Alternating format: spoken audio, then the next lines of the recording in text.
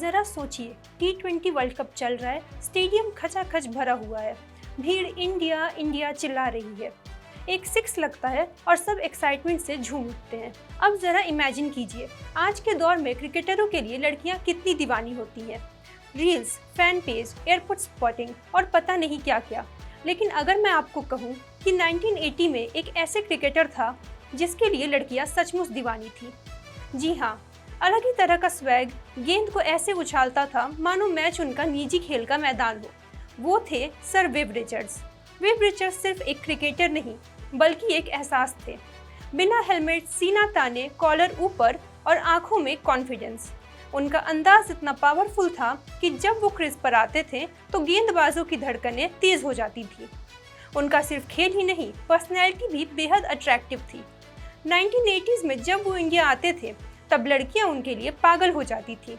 और फिर इस कहानी में एंट्री होती है एक पावरफुल, बोल्ड और इंडिपेंडेंट एक्ट्रेस की, जो और कोई नहीं बल्कि नीना गुप्ता थी। नीना गुप्ता 80s की वो एक्ट्रेस थी जो अपनी बोल्ड और कॉन्फिडेंट पर्सनैलिटी के लिए जानी जाती थी। वो सारी एक्ट्रेस की तरह नहीं बल्कि अपनी शर्तों पर जीने वाली महिला थी। विव रिचर्ड्स इंडिया आए तब इन दोनों की मुलाकात हुई। धीरे धीरे दोनों में दोस्ती हुई और दोस्ती से प्यार। और यहीं से शुरू होती है एक ऐसी लव स्टोरी जो आसान नहीं थी। विव रिचर्ड्स पहले से ही शादीशुदा थे। जी हाँ, पर बात तब बिगड़ी जब नीना गुप्ता मां बनने वाली थी।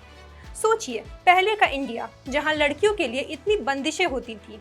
सोसाइटी की सोच आज के मुकाबले काफी पीछे थी। वहां इन सभी सर्कमस्टेंसेस के बाद भी नीना गुप्ता ने अपने बच्चे को जन्म देने का सोचा। फिर क्या, लोगों ने बातें बनानी शुरू की, पर इन सब के बावजूद भी नीना गुप्ता टूटी नहीं। 1989 में उनकी बेटी मसाबा गुप्ता का जन्म हुआ। नीना गुप्ता ने बिना किसी सहारे के एक सिंगल मदर के रूप में मसाबा को पाला। लेकिन इस बड़े डिसीजन का असर उनके करियर पर भी पड़ा। उन्हें काम मिलना कम हो गया और पैसों की तंगी का सामना करना पड़ा। जब बॉलीवुड में उन्हें अच्छे रोल मिलना बंद हो गए तब उन्होंने टीवी में काम करना शुरू कर दिया। उन्होंने कई टीवी शोज में काम किया, जैसे सास, सिसकी और सात फेरे, जिसे उन्होंने खुद लिखा और डायरेक्ट भी किया था।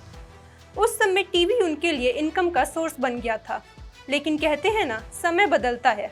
नीना गुप्ता ने बधाई हो से कमबैक किया और वेब सीरीज पंचायत से सक्सेस वापस पाई।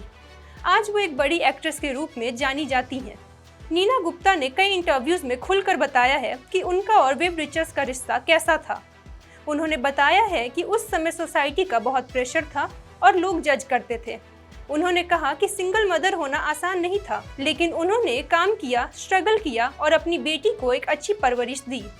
आज मसाबा गुप्ता एक सक्सेसफुल फैशन डिजाइनर है और ये नीना गुप्ता के स्ट्रॉन्ग डिसीजन और डेडिकेशन का ही रिजल्ट है। अपने इंटरव्यूज में नीना गुप्ता ने साफ बताया है कि विव रिचर्ड्स अपनी जिंदगी और कंट्री में रहते थे।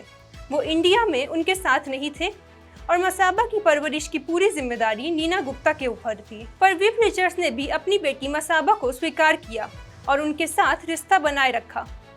हालांकि नीना गुप्ता और विव रिचर्ड्स का रिश्ता शादी तक नहीं पहुंच सका। अभी की बात करें तो नीना गुप्ता की नई crime thriller film word 2 6 Feb को रिलीज हुई है और वो और भी कई नेटफ्लिक्स प्रोजेक्ट्स पर काम कर रही हैं। और आज जब हम T20 वर्ल्ड कप देखते हैं और क्रिकेटरों के लिए इतने दीवाने होते हैं तो याद रखिए, कभी एक विव रिचर्ड्स भी थे और कभी एक नीना गुप्ता भी थी, जिन्होंने दुनिया के नियमों से ज्यादा अपनी सच्चाई को चुना। अभी के लिए इतना ही, फिर मिलेंगे एक ऐसी ही स्टोरी के साथ। तब तक के लिए मैं स्वप्निका सिसोदिया इजाजत लेती हूँ।